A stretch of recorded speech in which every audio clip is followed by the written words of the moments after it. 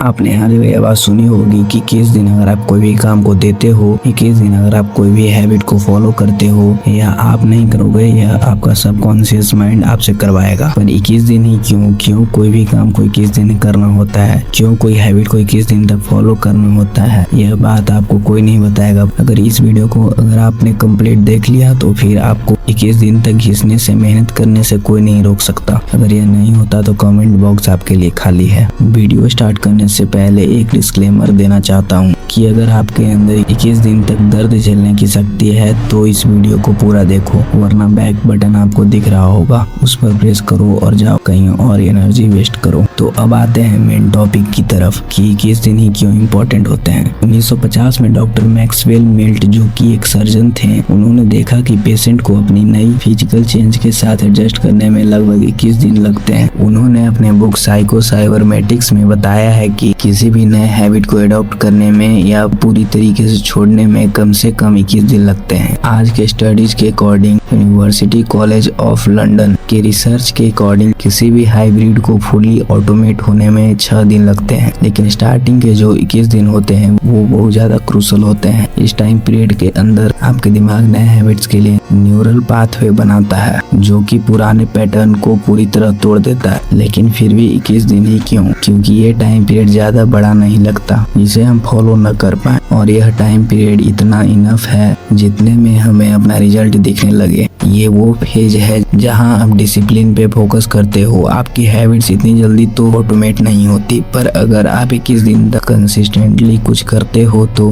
आपका कॉन्फिडेंस और belief system बहुत स्ट्रॉन्ग बन जाता है। तो अब बात आती है कि आखिर 21 दिन में करना क्या है। तो 5 ऐसी चीजें बताऊंगा जो अगर आपने समझ लिए तो 2025 आपका होगा और एक भी बात कहीं सुनी नहीं होगी, और अगर आपने उससे कहीं भी सुन रखा हो तो इस लेवल पर नहीं समझा होगा। और हाँ, ये मत समझना कि मैं आपको कोई 5 हैबिट बताने वाला हूँ, जैसे मेडिटेशन, एक्सरसाइज, ये सब तो आपको करना ही होगा। पर मैं आपको बताने वाला हूँ कि इसके पीछे का रीजन क्या है, क्यों हमें ये सब करना चाहिए। एंड बिलीव मी, अगर आप 21 दिन तक यह कर लेते हो तो 22वें दिन से आप खुद बिलीव नहीं करोगे कि यार ये मैं क्या बन गया। अब आपका टेंशन लेने के लिए ये नहीं बोलूंगा कि 4th वाला या 5th वाला इतना इम्पोर्टेंट, बिकॉज इम्पोर्टेंट सभी है। देखना है तो पूरी वीडियो देखो, वरना अभी भी आप जा सकते हो। पॉइंट नंबर 1, इस स्ट्रेटेजी में इतनी ताकत है कि आप कोई भी आदत को बिना विल पावर लगाए बदल सकते हो। आज से लगभग 25 साल पहले चाइना में संजू नाम का एक मिलिट्री जनरल था, जिनकी famous book the art of war में बताया गया है कि वो ज्यादातर वार बिना लड़े ही जीत जाते थे। क्यों? क्योंकि उन्होंने अपने एम्पायर का ज्यादातर हिस्सा वीक आर्मी से लड़कर ही जीता था, और इन वीक एम्पायर को हरा कर उन्होंने अपना एम्पायर इतना बड़ा कर लिया था कि अब उन्हें बड़ी आर्मी से भी लड़ने में कोई मुश्किल नहीं होती थी। और बड़ी आर्मी से भी लड़ते वक्त वो ऐसे जगह पर अटैक करते थे जहाँ सामने वाले की पकड़ उतनी स्ट्रॉन्ग नहीं हो, जैसे माउंटेन और रेगिस्तान इलाके में बड़ी आर्मी से लड़ना मुश्किल होता है। पर वीक आर्मी से लड़कर अपने आप को मजबूत बना लो तो बड़ी आर्मी से भी लड़ना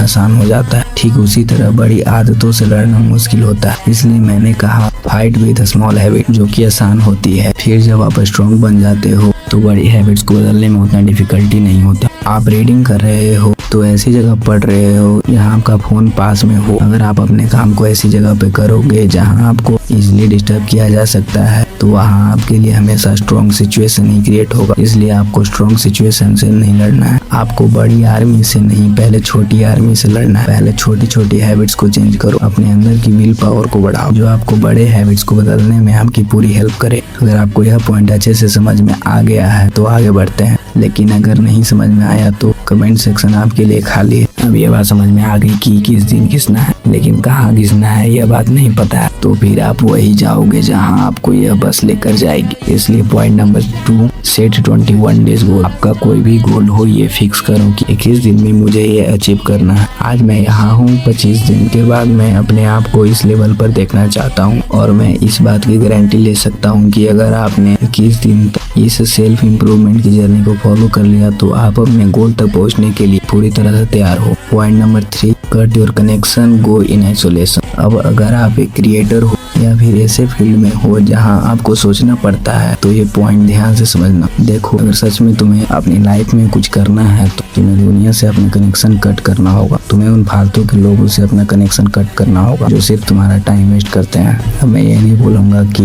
लिख दो अनअवेलेबल। जब आप इन वीक हैबिट से फाइट करना सीख जाओगे तब फिर तुम बड़े एक्शन ले सकते हो, लेकिन यह सब आपको अकेले करना है, आइसोलेशन में करना है। क्योंकि अगर आप ये अपने दोस्तों के साथ करेंगे तो फिर आप अपने लिमिटेशन को क्रॉस करेंगे। Now point number 4। Point number 4 is great view, मतलब थैंकफुल होना। ऊपर वाले को थैंक्स बोलो। भगवान ने आपको सब कुछ दिया है, जो भी आपको चाहिए। भगवान ने आपको एक अच्छा शरीर दिया है, किसी के पास तो वो भी नहीं है। आपको माँ बाप दिए हैं, किसी के पास तो माँ बाप भी नहीं है। इसलिए लाइफ में ये मत सोचो कि यार मेरे पास ये नहीं है, वो नहीं है। भगवान ने मेरे साथ नाइंसाफी की है, क्योंकि अगर तुम्हारे साथ नाइंसाफी हुई है तो फिर जिनके पास ये सारी चीजें नहीं है उनके साथ भगवान ने ऐसा क्यों किया, ये बात को अभी एक बार जरूर सोचना। एंड इसलिए हमेशा गॉड को थैंक्स बोलो। अब आते हैं लास्ट पॉइंट पे, जो कि है थिंक अबाउट योर पेरेंट्स। हर दिन जब भी तुम्हें डिमोटिवेट फील हो, काम करने का मन नहीं करे, तो एक बार अपने पेरेंट्स के बारे में जरूर सोचो कि कैसे उन्होंने इतना कुछ करके आपको यहाँ तक लाया है और आप सिर्फ इसलिए मेहनत नहीं कर रहे हो क्योंकि आप डिस्ट्रैक्टेड हो, क्योंकि आपको काम करने का मन नहीं करता, आपकी बॉडी थक जाती है। क्या उनकी बॉडी नहीं थकती थी? क्या उनको स्ट्रेस फील नहीं होता? क्या उनकी कोई ख्वाहिश नहीं है? इन सब बातों के बारे में सोचने से ही आपके अंदर वो लेवल का मोटिवेशन आएगा जो कोई मोटिवेशनल स्पीकर आपको नहीं दे सकता। सो ये थे कुछ 5 पॉइंट्स जिन्हें आपको